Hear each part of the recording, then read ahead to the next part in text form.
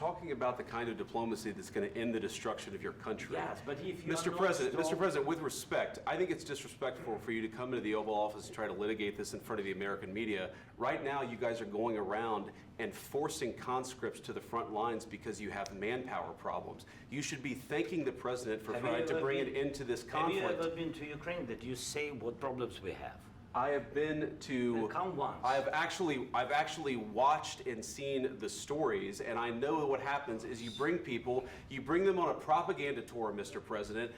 Do you disagree that you've had problems bringing people into your military?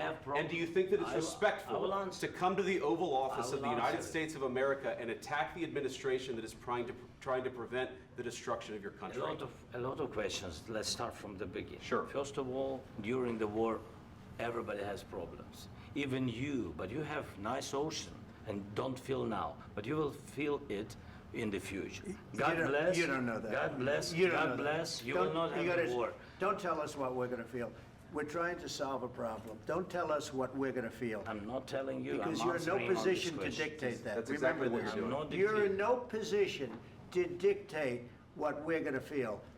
We're going to feel very good. You will feel influence. We're going to feel very good and very strong. You will feel influence. You're right now not in a very good position.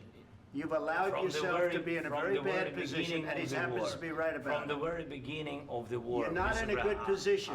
You don't have the cards right now. With us, you start having cards. Right now, you don't. You're playing cards. You're playing cards. You're gambling with the lives of millions of people. You're gambling with World War III. You're gambling with World War III.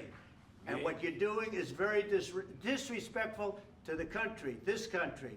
That's back to you. Far more than a lot of people said they should have. Have you said thank you once? This A lot entire of meeting? times. No, in this Even entire meeting, today. have you said thank Even you? today. You went to Pennsylvania and campaigned for the opposition in October. Offer some words of appreciation for the United States of America and the President who's trying to save your country.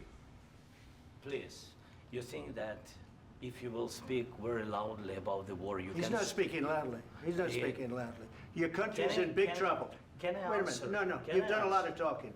Your country is in big trouble. I know. You're not I winning. know. You're not winning this. You have a damn good chance of coming out okay because of us. Mr. President, we are staying in our country, staying strong from the very beginning of the war. We've been alone, and we are thankful. I said thanks You haven't been in this alone. cabinet, You and haven't not been only alone. in this cabinet. We gave you, through I this said stupid president, $350 billion. You voted we gave for you your military president. equipment, You and you voted men for are your brave, president. but they had to use our military. What about West? If you didn't have You our invited military me- equipment, you invited if me you to didn't speak. have our military equipment, this war would have been over in 2 weeks. In 3 days, I heard it from Putin. In 3 days, this is something Maybe new. less. In 2 weeks, of course, yes. It's going to be a very hard thing to do business like this. I Again, tell you. just say thank you. I said a lot of times thank you to American people. Accept that there are disagreements, and let's go litigate those disagreements rather than trying to fight it out in the American media when you're wrong. We know that you're wrong. But you see, I think it's good for the American people to see what's going on. I understand, sir. I think it's I very understand. important. That's why I kept this going so long. You have to be thankful. You I'm- don't have the I'm cards. thankful. You're buried there. Your people are dying. tell you You're again, running I low know. on soldiers. Don't- Listen, don't please, you're running Mr. low on President. soldiers. It would be a damn good thing. Mr. And then President. then you tell us, I don't want a ceasefire. I don't want a ceasefire. I want to go and I want this. Look. If you could get a ceasefire right now, I tell you, you take it so the bullets stop flying and your men stop getting killed. Of course, we want to stop the war. But you're I saying said- you don't want a ceasefire. But I said to you, I want a ceasefire. with guarantees. Because you'll get a ceasefire faster than an agreement. Ask our people about ceasefire, what they think. That wasn't doesn't with matter me. for you what- That what wasn't this with me. means. It That was wasn't with with you. a guy named Biden, who was not a smart person. This That is was your, with, this that was is with your Obama. president. It was your president. Excuse me, that was with Obama, who gave you sheets, and I gave you javelins. Yes. I gave you the javelins to take out all those tanks. Obama gave you sheets. In fact, the statement is, Obama gave sheets and Trump gave javelins. You gotta be more thankful, because let me tell you, you don't have the cards. With us, you have the cards. But without us, you don't have any cards. One more